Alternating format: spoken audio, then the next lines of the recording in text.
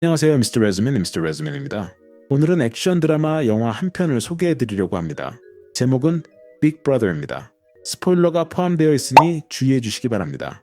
헨리는 수년간 미국 군대에서 복무한 뒤 교사로서의 경력을 시작하고자 그는 자신의 모교인 탁치 중등학교로 향합니다. 교장 선생님은 그에게 교직 경험이 없다는 점을 지적하지만 고위 공무원의 추천서를 보여준 뒤 결국 그를 채용하게 됩니다. 네, 떠나기 전 교장은 헨리에게 맡은 반이 학교 최악이라 말합니다. 첫날 아침 들어가 보니 완전 난장판입니다. 어떤 학생들은 자고 있고 어떤 학생들은 노래를 부르며 비디오 게임을 하는 학생들도 있었습니다. 심지어 많은 학생이 휴대용 스토브로 라면을 끓여 먹고 있었습니다. 그가 들어왔는데도 학생들은 그를 완전히 무시한 채 각자 하던 일을 계속했습니다. 헨리는 학생들의 주의를 끌어보려 하지만 아이들은 못 들은 척합니다. 그는 관심을 돌리려는 시도를 포기하고 교실을 돌아다니며 학생들이 하고 있는 일들에 대해 한마디씩 합니다. 라면을 끓이는 학생들에게는 나트륨이 너무 많으니 조금만 먹으라고 조언합니다. 그런 다음 헨리는 우쿨렐레를 연주하는 수파라는 학생에게 다가가 연주를 도와줍니다. 마찬가지로 하루 종일 화면만 보고 있으면 방사선에 노출될 수 있다며 다른 학생에게도 주의를 줍니다. 학생들이 마침내 그의 말을 듣기 시작하자 그는 자신을 소개하고 칠판에 이름과 전화번호를 적습니다. 글씨체가 엉망이라 학생들은 비웃음을 터뜨립니다. 그러자 한 학생이 그에게 교실에서 나가라고 소리칩니다. 헨리는 그저 웃음을 보입니다. 아이들은 다시 그를 무시하고 원래 하던 행동을 이어갑니다. 참다 못한 헨리는 고무줄과 분필을 이용해 교실의 화재 스프링클러를 작동시킵니다.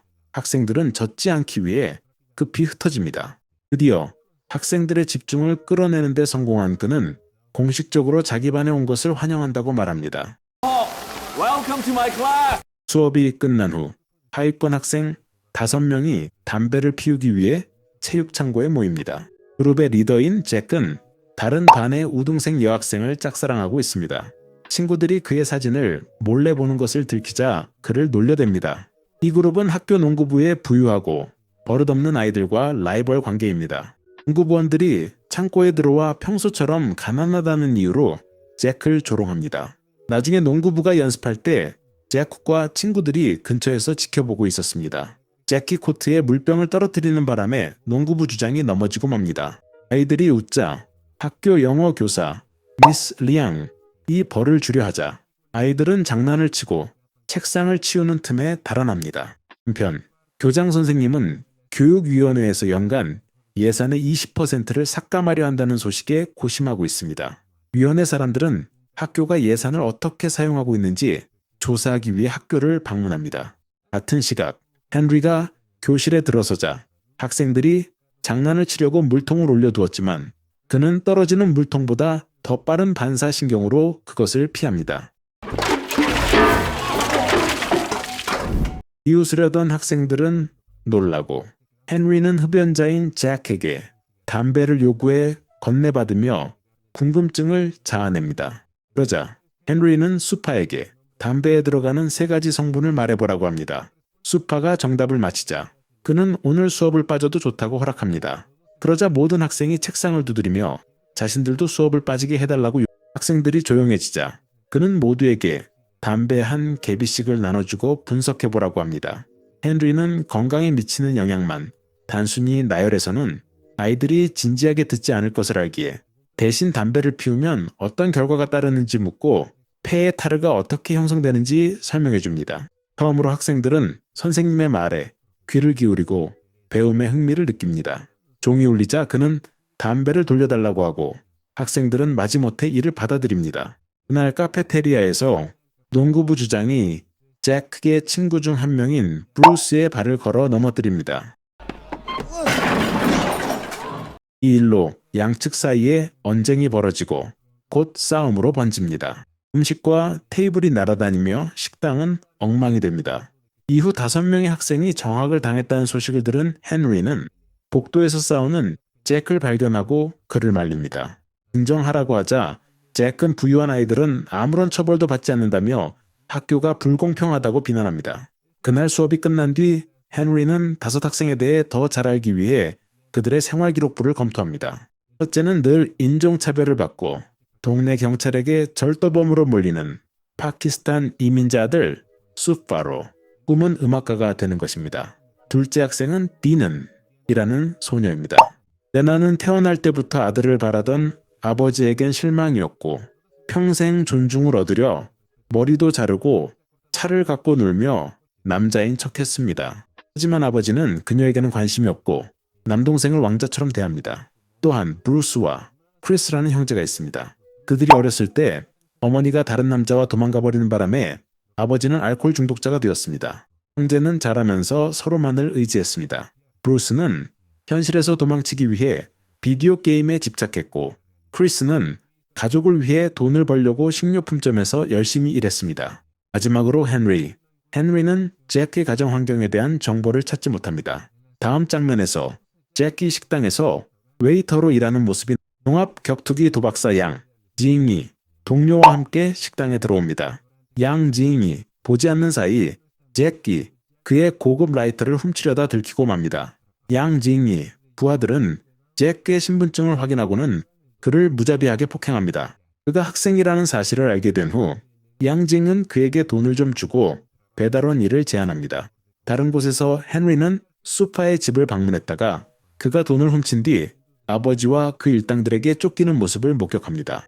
처음에는 그를 돕지만 이유를 알고는 아버지 편에 섭니다. 이후 수파와 다리에서 시간을 보내고 헨리는 거리의 밴드와 노래하며 그를 독려합니다. 잠시 후 수파가 그와 합류하여 학교에서 괴롭힘을 당했던 과거를 딛고 처음으로 사람들 앞에서 노래를 부릅니다. 한편 브루스와 크리스의 아버지는 평소처럼 늦게 집에 돌아와 가게에서 맥주를 사오라고 명령합니다. 형제가 거부하자 아버지는 집에서 나가라고 소리칩니다. 다음 날 헨리는 그의 아버지를 만나 아들들을 위해 재활치료를 받도록 설득합니다. 그동안 디난의 아버지는 그녀에게 화장품 가방을 가져다주며 이번만이라도 여자답게 굴라고 요구합니다. 레나는 아버지의 비난에 화가 나 동생을 화장해주고 차 키를 훔쳐 나갑니다. 차를 몰고 떠나려던 순간 헨리가 막아섭니다. 그는 무면허 운전은 불법이라며 카트장을 제안합니다. 헨리는 아버지도 불러 경주를 시키고 부녀는 서로 사정없이 달리다 트랙 밖으로 나갑니다. 그 순간 차량이 디난의 카트를 들이받습니다.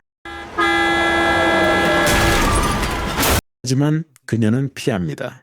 아버지는 딸이 죽은 줄 알고 오열합니다. 디난은 아버지의 사랑을 깨닫고 안아줍니다. 다음 날 브루스와 크리스는 재활원으로 향합니다. 인터뷰 대상이 다름 아닌 자신의 아버지라는 사실에 아이들은 놀랍니다. 술을 마시게 된 계기를 묻자 아버지는 아내와의 이별 후 두 자녀를 돌보는 법을 잊었다고 고백합니다. 남자는 브루스와 크리스가 아들이란 걸 숨긴 채 사과하고 형제는 웁니다. 한편 잭은 양징에게 선수에게 약을 타면 큰 돈을 주겠다는 제안을 약간 내키지 않지만 제안을 받아들일 수밖에 없는 상황입니다. 경기 당일 양징은 한 권투 선수를 후원하면서도 그가 패배하는 쪽에 돈을 겁니다. 잭은 선수의 음료에 약물을 넣으려 하지만 그 과정에서 들키고 맙니다. 그가 양징을 고발하기도 전에 잭은 두들겨 맞고 사물함 안에 갇히게 됩니다. 잠시 후 헨리가 그곳에 도착해 선수들에게 자기 학생을 보았냐고 묻습니다. 남자들은 집으로 돌아가라고 하지만 사물함 안에서 잭이 도와달라고 그가 갇혀 있다는 것을 확인한 헨리는 남자들을 공격하여 쉽게 제압합니다. 격투가들이 그에게 덤벼들자 상황은 조금 격해지지만 헨리는 효율적으로 그들의 공격을 피합니다. 결국 그는 몇 분 뒤 경기에 출전해야 할 그들의 에이스 선수를 기절시킵니다. 다음 장면에서 병원에 도착한 헨리는 부상 치료를 받습니다. 잭이 량징에 대한 진실을 밝히려고 하지만 사람들은 그를 입막음합니다. 이 소식은 TV를 타고 헨리는 학생을 구하기 위해 프로 격투가를 때려눕힌 남자로 유명해지기 시작합니다. 학교에서 그의 인기는 치솟고 학생들은 그를 존경하기 시작합니다.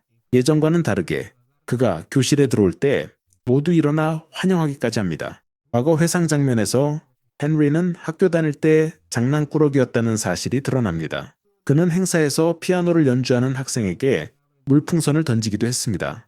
나중에 그는 같은 학생과 싸우다가 그 학생의 손을 부러뜨리기까지 합니다.